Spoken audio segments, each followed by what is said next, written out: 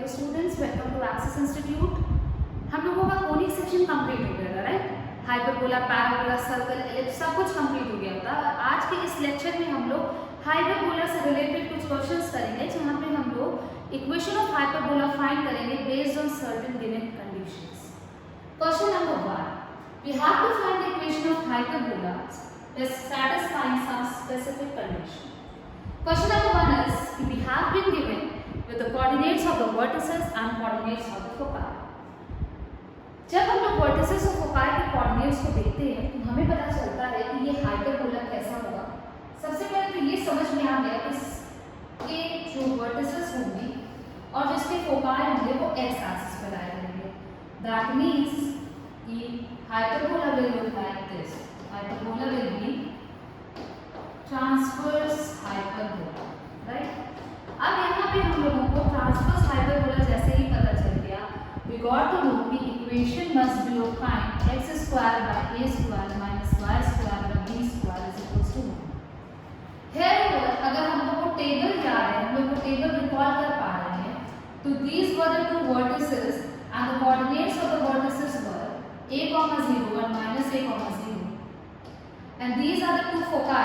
The coordinates are a, 0 and minus a, 0. Comparing the given coordinates with these parameters जो हम लोगों ने coordinate में लिखा है, वहाँ से अगर आप compare करें तो we will get to know कि a is equals to 2 and ae is equals to 3, right? जैसे ही हमको a is equals to 2, a is equals to 3 मिल गया, all we need to do is find the value of b. और जैसे ही हमको a b दोनों मिल जाएगा, हम लोग उसको इक्वेशन में पुट करेंगे and from there we can find कि इक्वेशन ऑफ हाइपरबोला क्या है।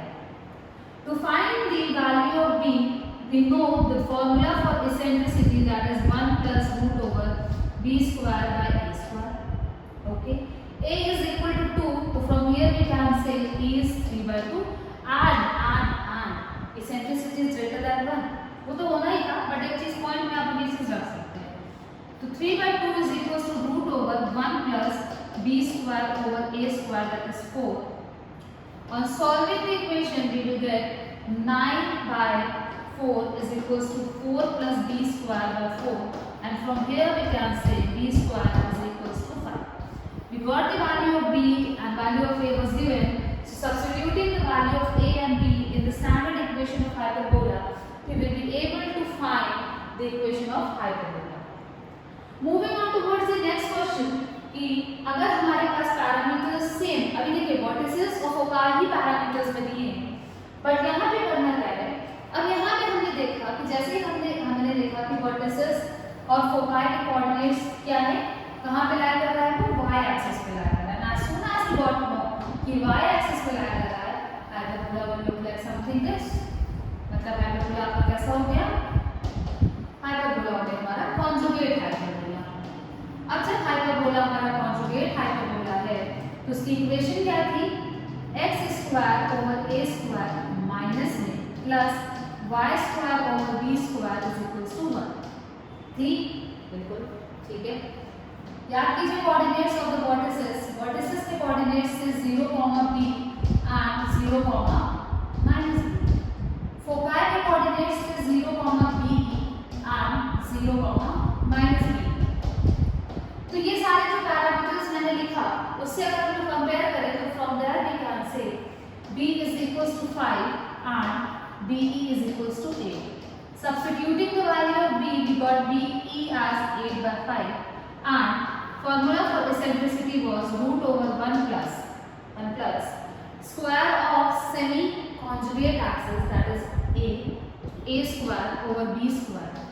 Putting the value 8/5 is equals to root over 1 plus a square by 25 and squaring both sides, 64/25 is equals to 25 plus a square over 25. Cancelling 25 and 25, we will get 64 minus 25, that is 39. A square as 39. So from here we got the value of a square, b is being given as 5, that is b square is equals to 25. We can't find the equation of hyperbola. All we need to do is the basic thing कि जब हमारे पास foci और vertices से किसी चीज के भी कोऑर्डिनेट्स इक्वेशन दिया हो तो हम उसको जल्दी से जल्दी टेबल से रिलेट करके पता लगा पाए कि whether it is transverse hyperbola और कॉन्जुगेट हाइपरबोला। उसके बाद गिवन चीजों को आप मार्क करिए और वहां से आपका कांसेप्ट बहुत क्लियर हो जाएगा और एक ये इक्वेशन आपको याद होनी चाहिए। ये तो हो गया दो तरह का क्वेश्चन जब हमारे पास वर्टिसेस और फोकाई हो। आगे बढ़ते हैं थर्ड टाइप ऑफ क्वेश्चन कि जब हमारे पास foci and length of transverse axis दिया है। तो सबसे पहले हमने देखा foci is lying on what? Foci is lying on X axis. अगर फोकाई हमारा एक्स एक्सिस पे लाई कर रहा है तो हाइपरबोला कैसा बनेगा? हाइपरबोला बनेगा हमारा ट्रांसवर्स हाइपरबोला, राइट? अब हमने बना दिया ट्रांसवर्स हाइपरबोला। ये बन गया हमारा ट्रांसवर्स हाइपरबोला। इसमें हमारे पास इक्वेशन हमको बताइए x square over a square minus y square over b square is equals to 1। क्या दिया है हमको? फोकाई दिया है। फोकाई के कोऑर्डिनेट्स होते हैं a, 0 एंड माइनस a, 0। यहाँ से जब हम लोग कंपेयर करेंगे गिवन चीजों को तो हमें मिल गया a की वैल्यू 5, इक्वेशन नंबर 1।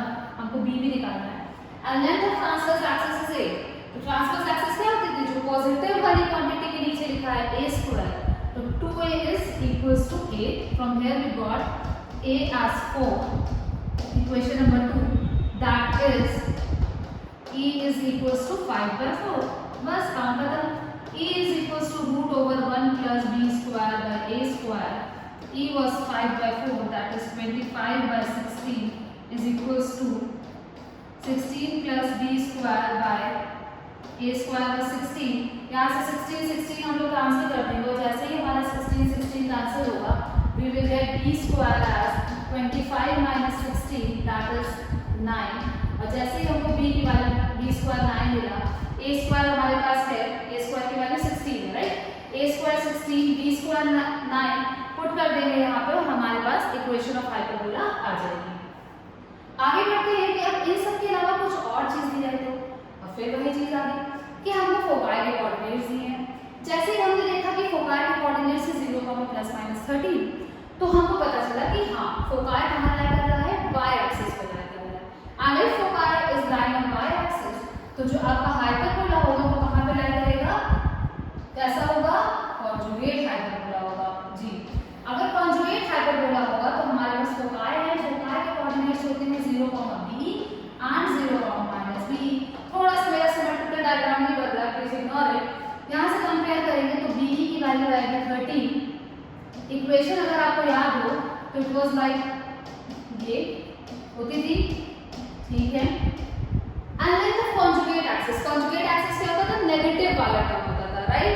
नेगेटिव वाला टर्म होता था तो 2a की वैल्यू हमको दी है 24। यहाँ से हमें मिल गया a is equals to 12, a is equals to 12 पता है, b is equals to 13 पता है, एक इक्वेशन है हमारे पास e is equals to root over 1 plus b square, नहीं यहाँ पे a square, क्योंकि ऊपर क्या होता है? ऊपर कॉन्जुगेट वाला टर्म होता है।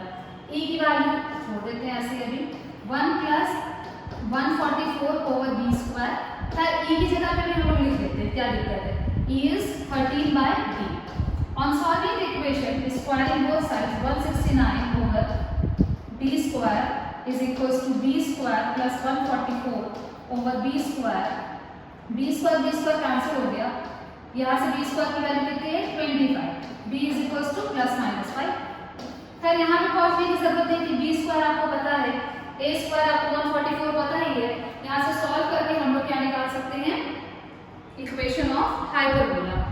कैसा हाइपरबोला है ये हमारा? Conjugate hyperbola. आगे बढ़ते हैं नेक्स्ट काइंड ऑफ क्वेश्चन। अब यहाँ पे देखिए अभी तक हो गया कुछ कैसे क्वेश्चन हो गए? वर्टिसेस दिए थे, फोकाई दिया था, या तो फोकाई दिया था, ट्रांसवर्स एक्सिस के लिए दिया था, या कॉन्जुगेट एक्सिस के लिए दिया था। नेक्स्ट में हमको क्या दिया? फोकाई दिया है और लेंथ ऑफ लैटिस वेक्टर दिया। इन्हीं सब चीजों का कॉम्बिनेशन बना के क्वेश्चन पूछा जाता है। फिर हमने देखा कि फोकाई तो भैया एक्स एक्सिस पे लाई कर रहा है, दैट मींस कि जो आपका हाइपरबोला होगा वो कैसा हाइपरबोला होगा? ट्रांसवर्स हाइपरबोला होगा, राइट? अगर ये हाइपरबोला हमारा ट्रांसवर्स हाइपरबोला है तो हमें याद भी है कि इसका जो फोकाई होता है वो क्या होता है? a, 0 and -a, 0। अगर हमारा फोकाई a, 0 और -a, 0 है तो यहाँ से अगर हम लोग कंपेयर करें -a,0 तो हमको मिल जाए a की वैल्यू 3√5 राइट, और इक्वेशन होगी कुछ x² over a² minus y² over b² is equal to 1। Length of latus rectum इस केस में क्या होता था? Length of latus rectum was 2b² by a, that is a। यहाँ से हम लोगों को क्या मिल जाएगा? b² और a के बीच में रिलेशन, तो b² is equal to 4a मिल गया हमको, ठीक है, sorry for the glitch. b² is equal to 4a आ गया, इक्वेशन नंबर 1। ये है हमारे पास इक्वेशन नंबर 2। एक और इक्वेशन हमारे पास बाय डिफॉल्ट रहती है हमेशा, √1 प्लस इस केस में b² बाय a²। इन तीन इक्वेशन को सॉल्व करके इधर से उधर वैल्यू पुट करके ऑल वी नो कि हम लोग को क्या मिलेगा, हम लोग को मिलेगा a और b, और जैसे ही हम लोगों को a और b मिल जाएगा हम लोग यहाँ पुट करके इक्वेशन ऑफ हाइपरबोला निकाल सकते हैं। आगे बढ़ते हैं, एक और काइंड ऑफ क्वेश्चन जहां पे हमारे पास वर्टिसेस दिए हैं और इसेंट्रिसिटी दी है। कूल। अगर हमारे पास वर्टिसेस दिए हैं, वी ऑल नो कि वर्टिसेस इज लाइन कहां पे? x एक्सिस पे। अगर वर्टिसेस हमारी x एक्सिस पे लाइन है तो इसका मतलब कि हाइपरबोला कैसा होगा हमारा? हाइपरबोला होगा हमारा ट्रांसवर्स हाइपरबोला। ये चीज दिमाग में आनी पड़ेगी वरना क्वेश्चन गलत हो जाएगा। ये हो गया हमारा हाइपरबोला, कुछ ऐसा ट्रांसवर्स हाइपरबोला। अब अगर हमारा ट्रांसवर्स हाइपरबोला है तो ट्रांसवर्स हाइपरबोला की वर्टिसेस क्या हो गई थी? a,0, a की वैल्यू 7 आ गई, e दिया है 4/3। इक्वेशन ट्रांसवर्स हाइपरबोला की होती है कुछ ऐसी। एक इक्वेशन हमारे पास ये भी है, √1 प्लस b² ओवर a²। बात करना वैल्यूज को पुट करिए, ये तो आपके सिंपल क्वेश्चन है, कुछ सब्स्टिट्यूट ही नहीं करना है। e की वैल्यू डायरेक्ट दी है, a की वैल्यू डायरेक्ट दी है, वैल्यू पुट करेंगे b निकल जाएगा, यहाँ पे पुट करेंगे a और b, आंसर हमारे आ जाएगा। तो ये हो गया कुछ कॉम्बिनेशन। एक और देख लेते हैं, ये क्वेश्चन हम लोगों ने प्रीवियस लेक्चर में इस टाइप का क्वेश्चन किया था। यहाँ पे हमको देख के पता चला कि foci is lying on y axis. Foci is lying on y axis, इसका मतलब क्या हुआ? कैसा हाइपरबोला होगा? कॉन्जुगेट हाइपरबोला होगा, राइट। कॉन्जुगेट हाइपरबोला के केस में फोकाई क्या होता था? 0, ±3। यहाँ से हमको पता चलता है b is equals to √10। Okay, कुछ होगा हमारा बनाने की कोई जरूरत नहीं बनाने की। अगर hyperbola is passing through point 2,3, okay, तो अगर कॉन्जुगेट हाइपरबोला है तो it will be like -x² over a² plus y² over b² is equals to 1। हमारे पास एक वैल्यू है b इज इक्वल्स टू √10, एक इक्वेशन तो ये है हमारे पास। अच्छा, ज्यादातर केसेस में अननोन्स लिखते होंगे, a b e तीन अननोन बात करना। ये पास कर रहा है 2,3 से, मतलब इसको सैटिस्फाई करेगा। 9 over b² is equals to 1, 9 over b² is equals to 1। यहाँ से एक इक्वेशन बनेगी, एक हमको ये चीज दिया है, एक हमारे पास ये पहले से दिया हुआ है कॉन्जुगेट की इसेंट्रिसिटी। तीन चीजें, तीन अननोन a b e, तीनों को सॉल्व करके क्या हम लोग a और b की वैल्यू निकाल सकते हैं? तो जी हाँ, बिल्कुल हम लोग सॉल्व करके a और b की वैल्यू निकाल सकते हैं, और जैसे ही हम लोगों को a और b की वैल्यू मिलेगी हमारा काम हो गया। तो कुछ इस कॉम्बिनेशन में आपको क्वेश्चंस मिलेंगे कि दो चीजें आपको दी रहेंगी जहां से हम लोग दो क्वेश्चन बना देंगे, दो इक्वेशन बना देंगे, तीसरी इक्वेशन आपके पास इसेंट्रिसिटी की थी। तो this was all about hyperbola, और we can say this was all about conic section. Now we are done and dusted. आपका कोनिक सेक्शन खत्म होता है, आप लोग क्वेश्चंस करिए। बाकी होप सो कि आपको वीडियो पसंद आई होगी। Thank you for watching the video, enjoy your day.